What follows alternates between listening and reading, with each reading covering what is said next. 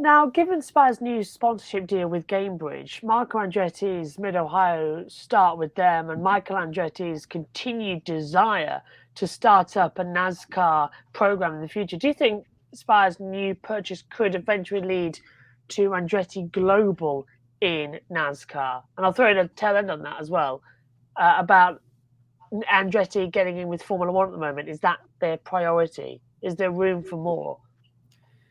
Well, this same account tweeted on August 17th, also hearing there's a strong possibility that we see Marco Andretti full-time in trucks next season. So I guess take that for what it's worth. I don't know, man. I mean, it just seems like there's too many dots to connect here. That you've got the Gamebridge connection, obviously, with Andretti having, massive sponsorship deal with them and now buying into Spire with the Gamebridge side of things there.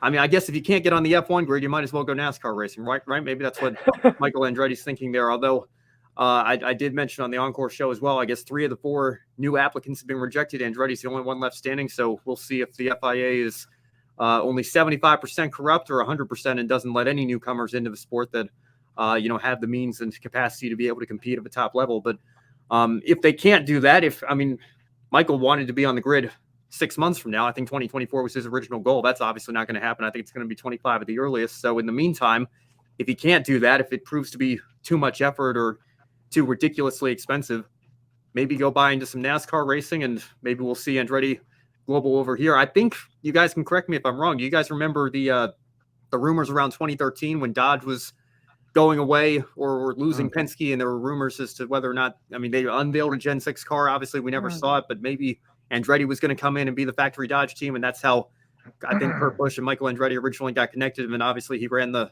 500 with them in 2014.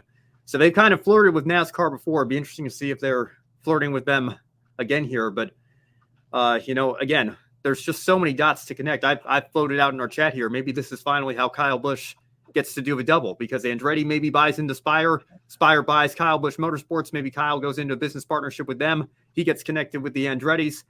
I guess the only problem is the Chevy Honda conflict now that he's driving a Chevy in the Cup Series. But Jimmy Johnson was able to get around that clearly, right? Because he drove for Ganassi and they run Hondas. So if Jimmy can get away with it, I assume Kyle Busch is high enough up there that maybe they'd let him run a Honda engine at Indianapolis. But who knows what's going to happen? There's so many different things going on right now with Spire and buying the Live Fast charter for 20 times the price that they bought the Furniture Row charter, and Furniture Row was the defending Cup champions, and no disrespect to Live Fast, but they're, perennial back markers. That should tell you how the charter market is going in terms of what those things are going for now. It's going to be a wild ride these next couple of years, is seeing all these different pieces falling into place. It's an exciting time, I think, despite the sadness that I think we're feeling with Kyle Busch no longer having that Truck Series team. It has been such a consistent top competitor in the Truck Series. GMS going away as well. It's a great opportunity for some new teams and some new blood to come into the Truck Series, and maybe the greatest name in racing history, arguably, Andretti is going to be a part of that. Who knows what's going to happen? Joe Samaniego saying, I think this is a path for Andretti to soon acquire Spire to become Andretti, but waiting for F1 first. I don't know if Andretti would acquire Spire outright, but certainly being business partners and having that partnership from a NASCAR side of things, I could definitely see. I mean, the Gamebridge sponsorship alone, I think people were starting to connect those dots well before this Kyle Busch Motorsports news today. We'll have to wait and see what happens. Yeah, and to that point also, Andretti Galactic, as it should be called, rather than Global, because they seem to be everywhere. They're tied up with Wayne Taylor in IMSA. They're tied up with Zach Brown and the Walkinshaws in Supercars for WAU. Bathurst is only a week and a half away, just the first mention of that on the show tonight. They've got this, collaborative ownership already down pat in a couple of paddocks already. And to the F1 point, Michael's just going, look what I've got, all of this stuff. Why wouldn't you let me in? And it's just adding to the list. The old lap time chart on Top Gear where they used to stick the magnet. It's like that. There's another one, and there's another one, and I've got this now as well. And still, Mohammed bin Salem and Stefano Domenicali are turning a blind eye, or whatever. But we're to see how this goes forward. I thought Ben Solium was open to the idea. It's everybody that Ben Solium's got to convince. I'm so confused with it, Ben. I don't know who's coming and going on this at all. As Josh has got the cool wall now behind him. No, brick wall. That's what it's like getting the new F1 teams in. Brick wall. They don't want them. The only reason they are saying that it was there is because, as you said, Ben, Mohammed bin Sulayem says, well, yeah, we'll open it up. We'll get new teams in F1. Yeah, that's what got him in trouble last year. The FIA are not the owners of Formula 1. That's FOM. Correct. And the FIA regulate the sport. They've got no control on the Concord Agreement, no control about who actually participates in Formula 1, whether it be Ferrari, Mercedes, anybody like that. That's all down to FOM. So by them opening up this process, it was a giant middle finger to them, and it got Mohammed bin Sulayem in trouble, and he had to step away from running Formula 1 from the FIA point of view. So he's a president with no power. I'm just most upset that Gunther Steiner is so staunchly against it, because Gunther Steiner, I mean, man who was charged with leading an American team onto the grid as the 11th team, now opposes man charged with leading an 11th team American team onto the grid. Like, it's this exact same situation. People forget that Manor Racing still existed when Haas came in 2016. They were the 11th team. What's different about the situation now from when Haas came in that you're so staunchly opposed to Andretti?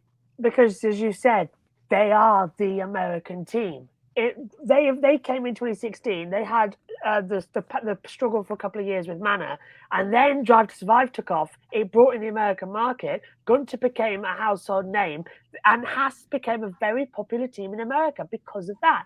So they are the American team. They don't want Andretti coming in and taking away their popularity, because I guarantee you, Gene Haas in NASCAR, very popular. So everybody knows that. If you bring in Andretti, a more famous name than Haas in America, guarantee you Haas, popularity gone, support gone. Everyone will go to Andretti. I think they've jumped the shark already on that. I mean, the Mazepin deal, I think, was... that killed it. Rich Energy killed it. Hang on a minute. Yeah, you're exactly right.